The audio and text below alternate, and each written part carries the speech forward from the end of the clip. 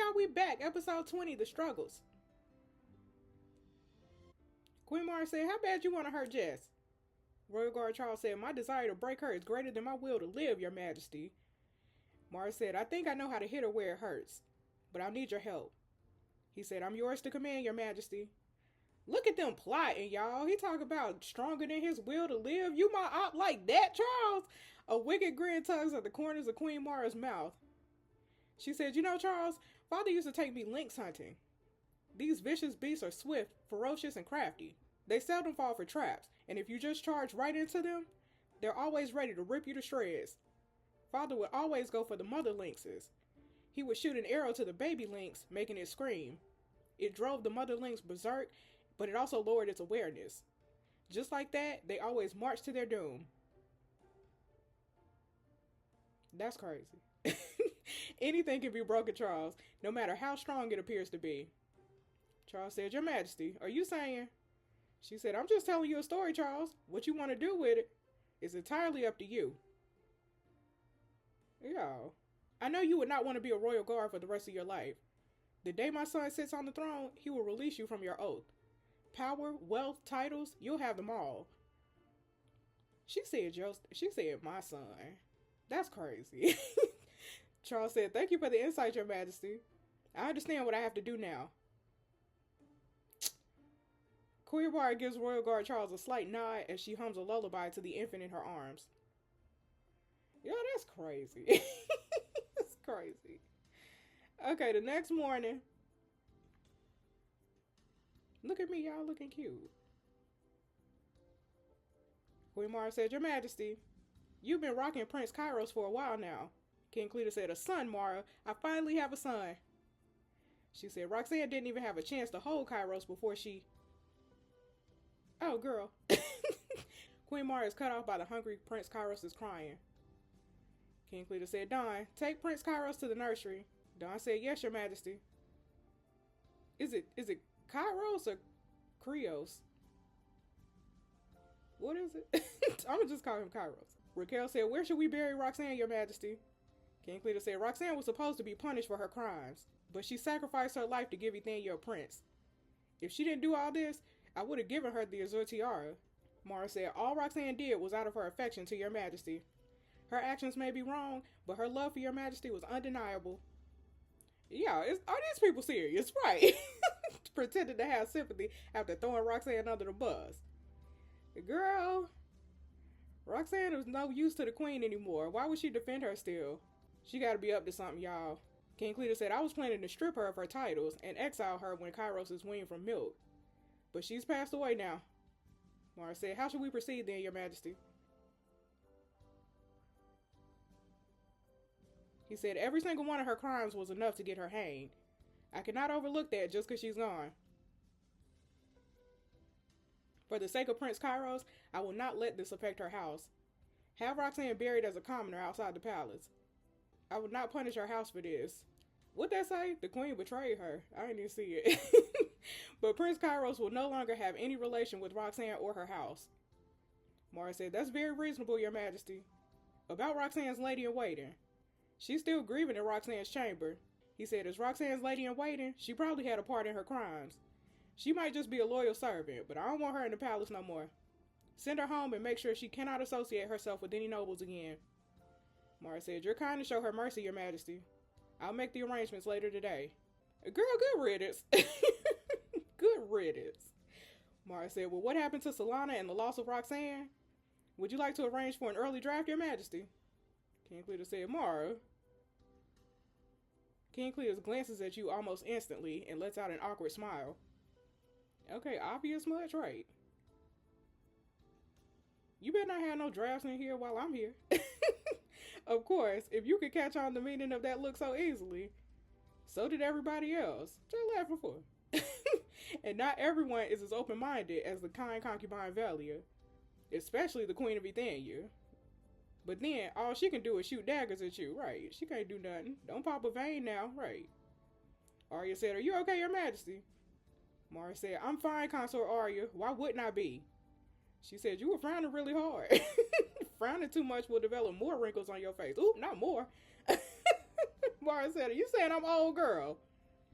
She said, my bad, girl. Nah, you young. You a spring chicken. I was just worried about you. Mara said, you said more wrinkles. Right. King Cletus said, Arya means well, girl. Relax. She ain't never been the best at expressing herself. We all grieving over the loss of Roxanne. Let's get back to it. Mara said, of course, your majesty. Okay, did Arya do that on purpose? You make eye contact with Consort Arya. She winks at you slyly. Girl, we ain't friends. We are not friends. She most certainly did that on purpose. King Cletus said, Roxanne is not even in the ground yet. We shouldn't even be talking about having new empresses. Mara said, I'm sorry, your majesty. That was inconsiderate of me. He said, you were just thinking for the good of Ethenia. However, with Prince Kairos and concubine Solana's pregnancy, producing progenies is not our top priority right now. Mara said, speaking of progenies, I'd like to raise Prince Kairos as my own, with your permission. Roxanne placed her trust in me. I think she would have wanted me to raise Prince Kairos too. Okay, there we go. The ulterior motive, right. King Cletus said, Prince Kairos does need a mother. As the firstborn of Ethenia, I guess it's only reasonable for my queen to raise him. She said, thank you, your majesty. Girl, as the queen of Ethenia smiles, you can see a different kind of shine in her eyes. It's genuine happiness and contentment. It seems like the kind of joy and relaxation you get when you work so hard on something and finally get to harvest the fruit of it. Okay, under the queen's care, Roxanne was completely protected. She even ate the best food and had the best care. Okay, was the queen planning this all along? Nah, I'm about to be savage, y'all. Roxanne died rather conveniently, didn't she? Don't take this the wrong way. But Roxanne was so well taken care of. How could she just die like that? Right. And on top of that, you seem rather happy to take over her responsibility. That's rather convenient, ain't it? Mara said, what are you implying, concubine Jess? I tried my hardest to keep Roxanne safe from harm. The physician had done everything he could to save Roxanne as well. You have no idea how devastated I was when I heard the bad news. Okay, girl, so the doctor was there. Mara said, I should have you whipped for talking to me like that, concubine Jess. Girl, shut up. King Cletus said, Jess is not experienced like the other empresses, Mara. We're all saddened by the tragedy, and we grieve in different ways. King Cletus turns around and gives you a firm look. I don't care about y'all. He said, you don't know everything, Jess. Don't talk to your queen like that. Bro, I'll talk to her any kind of way I want to talk to her. I'll run this place. You ain't heard. Okay, I'm about to talk to that doctor, though. You know what I'm saying? King Cletus said, with the amount of care you gave Roxanne, I know Prince Kairos is in good hands, my queen. I shall trust you with my son. Mara said, I'll give Prince Kairos everything I have, your majesty. King Cletus said, anyway, concubine Solana is bearing my child too. King Cletus shoots you a meaningful look. Okay, he about to do something for me. I want her to feel assured. She said, should I arrange concubine Solana to stay at Madame Raquel's old estate too, your majesty? King Cletus said, that ain't what I meant. I'm thinking about giving Solana the Azure Tiara. I want her to know I'll give her everything I can give.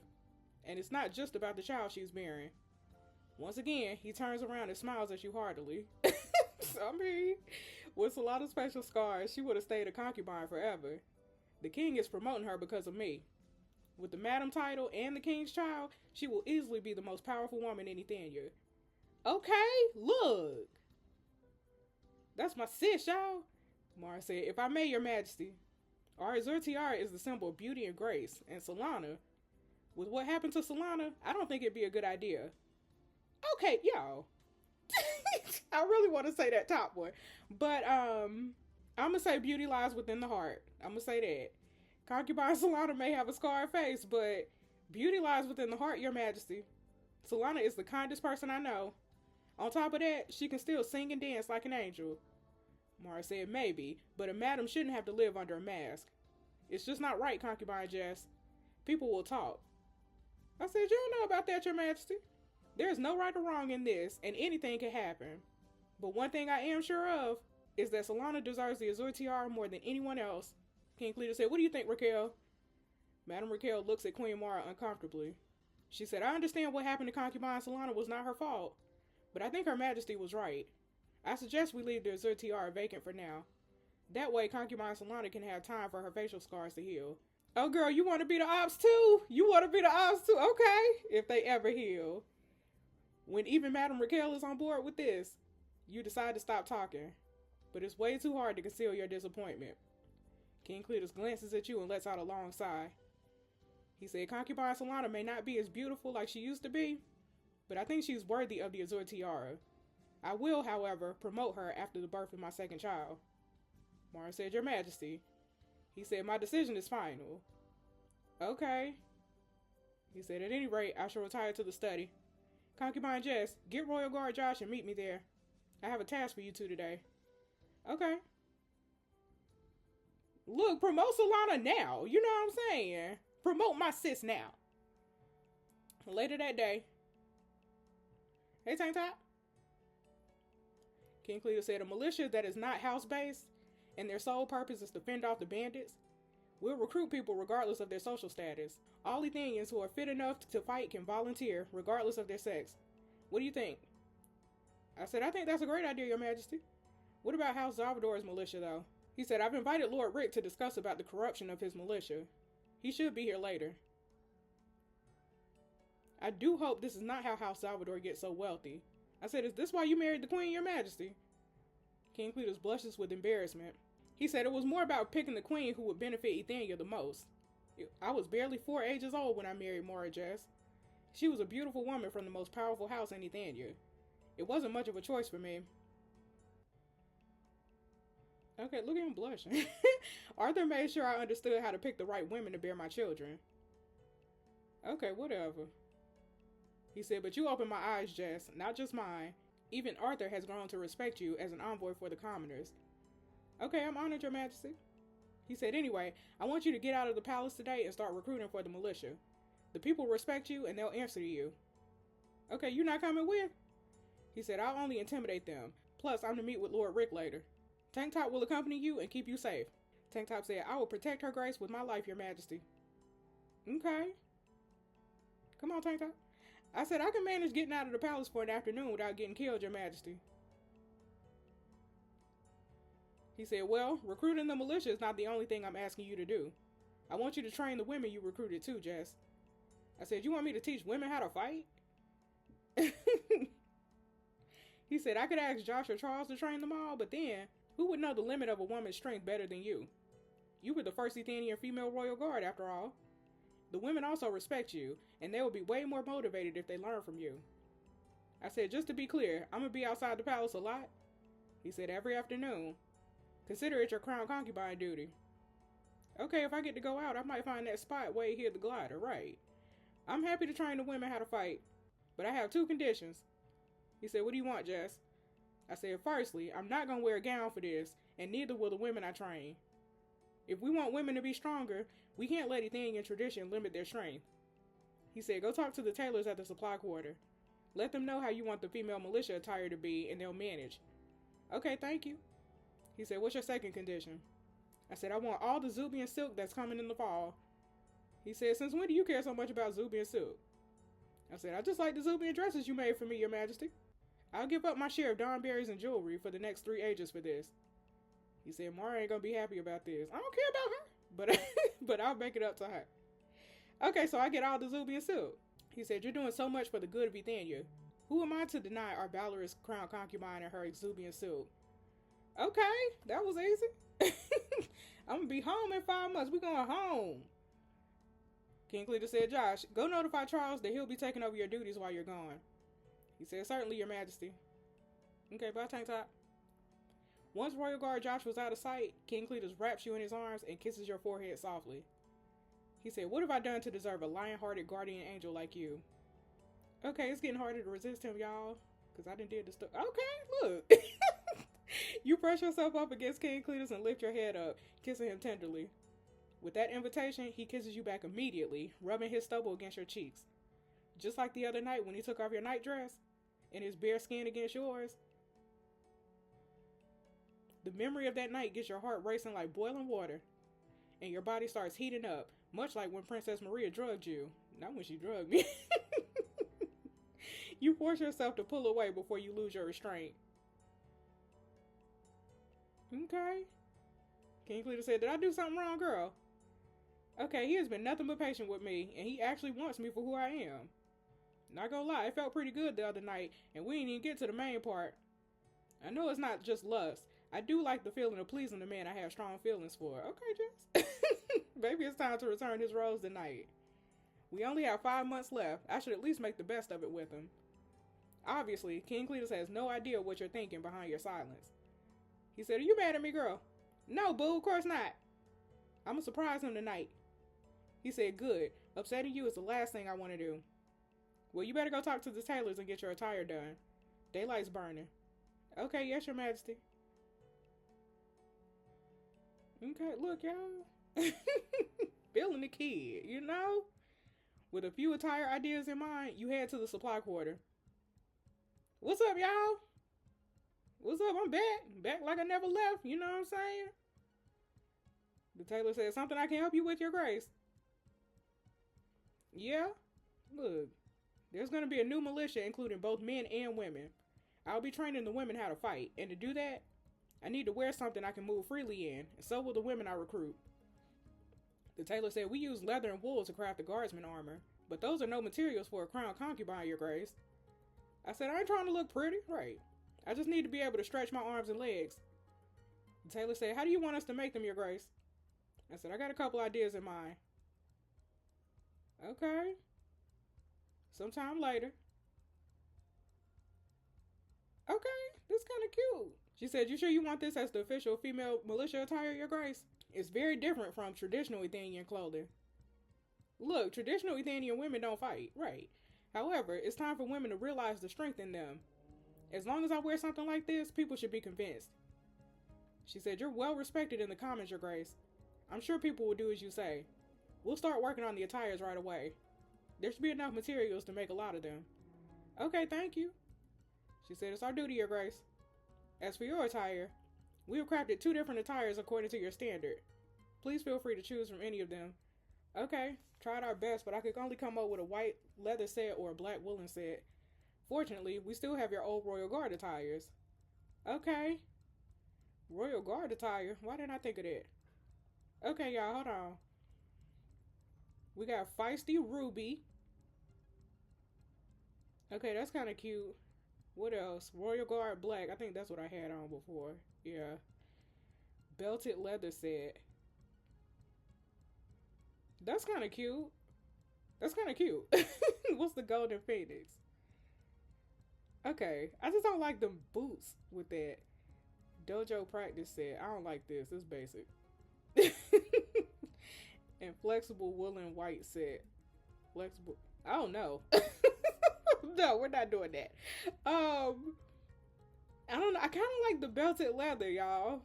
I kind of like this, even though this look kind of like a sweater dress. This don't really look like something I could fight in. We'll do this. Okay, I'm gonna go with this one. Tank top waiting for me. I should go. Thank you for the attires. She said, "You're too kind, your grace. We'll have the first batch of militia attires ready tomorrow afternoon." Okay. Y'all, look, I'm cute, you know? Outside one of the Athenia Palace side doors. Who that? Oh, that's me. Oh, I was about to say. Me and Tank Top. Why a side door, Josh? He said, "The main gate is not to be open for us. We can only use it with His Majesty's presence." Okay. He said, "You ready to go?" "Yeah, let's do it." He said, "After you, your grace." Okay. Look at me, stepping. "Hey, Mara Daddy." Lord Rick said, "Good afternoon, your grace." Okay, this dude has some serious passive aggressiveness, right? "I don't know who you are, but I can see you're not quite fond of me, right? Why don't you just skip the pleasantries and get to the point?" He said, "Such boldness. No wonder my daughter disdains you. I'll be honest with you then, your grace. You don't stand a chance against House Salvador. Do not get in my way." "Sweetie, hold on. Sweetheart, I'm doing what's right regardless of your presence. Look, you must be Lord Rick. It ain't about you or your raggedy daughter." Rick said, "I have a hard time believing that. I heard how you sway the commoners into chanting your name, and I know you think you can indoctrinate His Majesty into doing things your way. Alas, you are nothing comparing with my daughter, your grace. No offense. She's the rightful queen of Athenia after all. Bro, I'm even flattered that you even feel the need to talk me down. You just seem so confident about the influence of your house. I know y'all broke, you know what I'm saying?" I don't know that. "As much as I'm entertained, I got matters to attend to, unfortunately. Enjoy your talk with His Majesty. And watch out. Get out of my way. Get out of my way. Okay. The recruitment is relatively successful. People notice you from the moment you step foot in the commons and gathered around you. It doesn't take much convincing when they see the fearless crowned concubine being outside the palace, in her combat ready clothing. People may not know about Tank Top, but the skill of a royal guard is unquestionable. With him training the male militia, along with you training the female militia, then you might just be able to get through this difficult time. Look, y'all, we running stuff, you know? Okay, so many people signed up, Tank Top. His Majesty would be so happy to hear that. Josh said, only you have this kind of influence on people. People may be loyal to His Majesty out of fear, but you inspired them with hope and motivated them to be courageous. Okay, I'm gonna leave Athenia before next winter. Might as well do some good with my time here. I owe His Majesty that much. He said, well, you ready to head back? I said, actually, if you don't mind, I want to take this chance and look for the glider. He said, I remember seeing some high mountains along the river when I still had my sight. Would you like to take a look? Yeah, that'd be nice. We'll head back before sundown. He said, that would be wise. Okay. Okay, so Tank Top, you just happen to remember all these locations when you could still see. He said, I used to accompany His Majesty when he went horse riding. As royal guard, I had to keep my guard up, so I was constantly scouring the surroundings. Eventually, I just remembered everything along the way, even down to where trees should be. Okay, that's impressive. You know, where I come from, it's called a photographic memory. It's a pity you can't see anymore. He said, it doesn't matter. Sight is just a distraction. I can smell the stream, listen to the rattle of the leaves. As long as my mind is calm enough, I can sense the mountains just by feeling the winds. Okay, if I didn't know better, I wouldn't believe. He said, wait, stop. I heard something collapsing. Collapsing? Hello? I don't hear nothing. He said, something happened up ahead. I'm gonna check it out. Stay close and be careful. Okay. What happened? Let's go. What happened, y'all? Oh, Lord. The Letherican courier said, please help me. Josh, that tree collapsed on that man. We have to help him. Josh said, before I can do anything, I need to know who you are and how this happened. I said, Josh, he's in dire need of help. Josh said, trees just don't randomly collapse on people, girl. This may be a trap. He said, please, I'm just a courier from Lothric, in charge of retrieving Lothric's ration of Zubian silk. Athenia is between Zubia and Lothric, so I was just passing through Athenia. Somehow I triggered a tripwire in the forest. Next thing I know, the tree fell on me. Okay. Josh said, he's not lying. There are at least 30 bolts of Zubian silk in his bag. Okay, I could just take his Zubian silk. You know what I'm saying? Rob him. Yeah, I really want to keep this man Zubian silk, but I ain't gonna do it. I'm gonna let him leave. I'm gonna let him leave. Don't worry, we're here to help. Try and stay still while we get this tree off you. I was about to rob you, sir.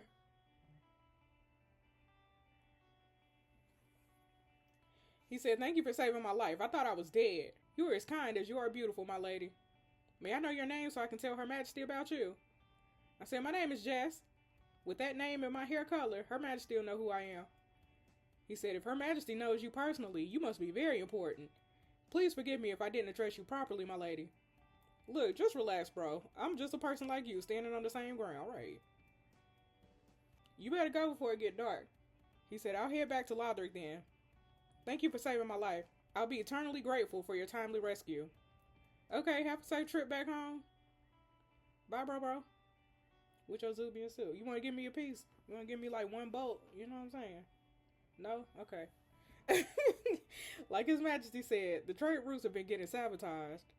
Gregolia must be behind this. Who else would target couriers? Josh said it could be bandits too. Things have been pretty dire in Athenia. Desperate times call for desperate measures. Okay. We gotta fix this, Josh. He said, you will. You've done so much for Athenia in just these 2 days. Okay, thank you for the confidence. He said, we should head back. Okay, Josh, there's mud all over us. How can we explain this? He said, there's a lake not far from here. We can go rinse the dirt off. If we make haste, we should have time to dry off before it gets dark. Okay, let's hurry. I don't see no dirt on me, but okay. Soaking in the clear lake water, the two of you take off your attires, washing off the mud while facing away from each other. The feeling of relaxation is actually not so bad. The rejuvenating lake water, the smell of spring blossoms, the hymn of the songbirds. Just like one of those vacations you always dreamed of going on. If the holy Thaniel was like this, you might just stay here forever. Sadly, paradise does not really exist.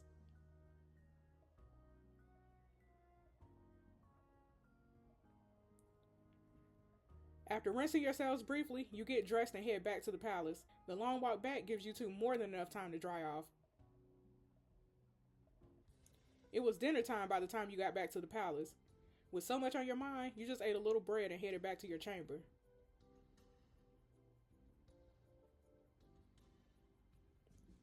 You didn't have much luck locating the glider today. It's a bit disappointing, but there must be some clues you can find in the journal. Okay, the mountains I checked out today were pretty high up. According to what Wade had written, that was pretty much as far as the barrier went. The highest spot within the barrier. I must be missing something. There are no more mountains around that are half as high. Mountains in Ethenia are quite small after all. Wait, why couldn't you just draw a map and mark it? Right. Please. Good thing I can go outside the palace now. I can probably try a different spot after the training camp every day. It'll take some time, but eventually I'll find a glider. Okay, I need some fresh air. Look at all them flowers, y'all. I forgot about these flowers. I was gonna surprise him tonight. Is it really wise to do it? I'm planning to leave it there after all. Y'all gonna give me a choice. A fresh rose. He must have put it there when I was gone this afternoon. I'm his empress, and as far as he knows, I'm one of those Ethanian women he's entitled to take whenever he wants to. But for me, he's willing to give up every bit of his king's privilege. He needs to know how I feel about him before I leave him. He deserves this much at least, after all he's done for me. Okay, y'all, look, we about to get it in here, or nah, about to do some night attendance, you know what I'm saying? Okay, this is a big mistake, right? What am I doing? I can't do this. I can't. You about to come in here, right? King Cletus said, Jess. Ooh, you caught, girl. You're caught. He said, what are you? The king's dialogue comes to a sudden halt as he notices the rose on his bed. The blush on your cheeks clearly answers the question he was about to ask. Look at him, y'all.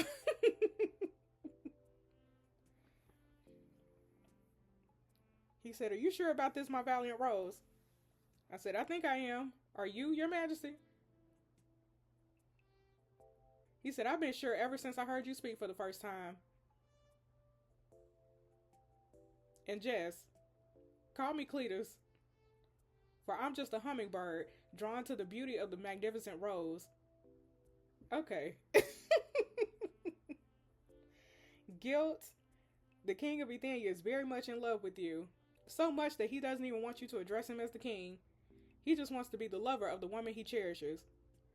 No power struggles, no consequences, just complete devotion. You don't know if it's affection or the great desire to compensate, but subconsciously, your hand starts moving down King Cletus' shoulders, unbuttoning his attire. Much to your surprise, he pulls away. Ooh! He said, not here, Jess. Why not? He said, this is the bed The bed you would. He said, I don't want to be on this bed, Jess. Okay, this is the bed he do all the night attendance. Okay, well, where do you? King Cletus cuts you off by wrapping his arms around your waist, slowly lifting you up. Your Majesty. King Cletus. He said, if I'm to make love to the woman I love, I have to do it right. Okay. Where we going? Hello? King Cletus literally just carried you all the way to your chamber. Your giggle echoes all around the hallway. Luckily, there was no one on the way. Okay, look, y'all. It's not like he would care anyway. He's still the king. He can do whatever he wants.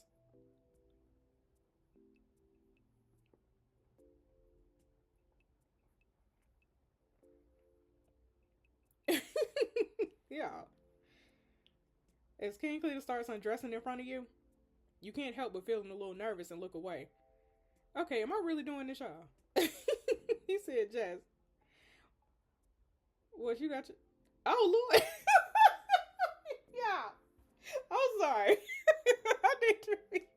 I need to be serious. I'm sorry. Look at that six pack, y'all. There he is with his signature smile.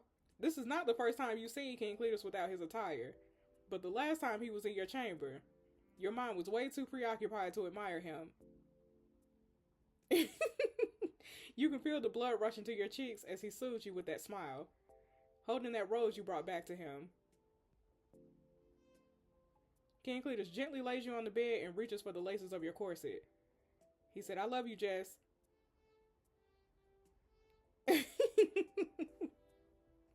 You didn't really finish your night attendance training, but you know this is definitely not what an Athenian king is supposed to do. Drowning in King Cletus' warmth, your mind starts going blank. As you become part of him and him a part of you, you finally realize you love this man just as much as he loves you. Okay, look, y'all. As your breaths sink and pleasure filling every inch of the both of you, you start to forget everything around you. Not even the pillow or the journal underneath your head. Bit by bit, the intense movements push your pillow towards the edge of the bed, along with Wade's journal. Oh, Lord, yeah! Eventually, the heavy journal fell off the edge of the bed, making a huge smacking sound as it hit the floor. King Cletus said, what's that? Oh, Lord! Just like that, King Cletus sees everything. Wade's story, the notes you made in the pages, your abnormal characteristics, your hair color. You can tell what he's reading just by the changes of his facial expressions. You feel like you should say something, but how can you even start? He said, so, that's why you asked for the Zubian silk. The disappointment in his tone is so intense, you can feel every inch of your skin freezing up his coldness. Cletus, it's not what you think, boo. He said, you know, Wade didn't say the glider was at a mountaintop. Your notes are wrong, concubine Jess. What you mean? Concubine Jess, I'm officially one of his empresses now. Sleeping with him to get what I want. He said, I'll send words to Zubia tomorrow and get the Zubian silk delivered as soon as possible. Look, please, your majesty. He said, until then, you don't have to do your duties anymore, or report to me for that matter. So you don't want to finish what we were doing? Okay, he ain't even give me another look. Y'all, that's crazy. Of course, empresses, they're all here for their own reasons. The king gives them what they want, and the empresses serve him in any way he wants them to. No feelings involved, just a form of barter economy. How can I even convince him how I actually feel at this point? Hopelessness? You had always been stressed just thinking about the day you had to tell King Cletus the truth. Everything about you and your home world, about leaving Ethania and him, now he finally knows, and he's giving you everything you need to get home faster. But the bitterness in his tone, the way he hinted you not to see him anymore, the way he addressed you by your title, and the way he left without another look, left nothing but a void in your heart. Okay, now I feel some kind of way. Later that night, now I want to have a relationship with King Cletus, because he can't be looking at me all crazy like that. You know what I'm saying? There's too much on your mind. Unable to sleep thinking about it, you find yourself wandering to the garden, hoping to calm the waves in your head. Alas, peace of mind is probably the hardest thing to get in Ethania. Even the Athenian king is having countless sleepless nights, and he's supposed to have everything he wants. Meanwhile, at Concubine Solana's chamber, a series of rapid knocking broke the tranquility of the night and woke up the very sleepy concubine. Hey, Solana, sis.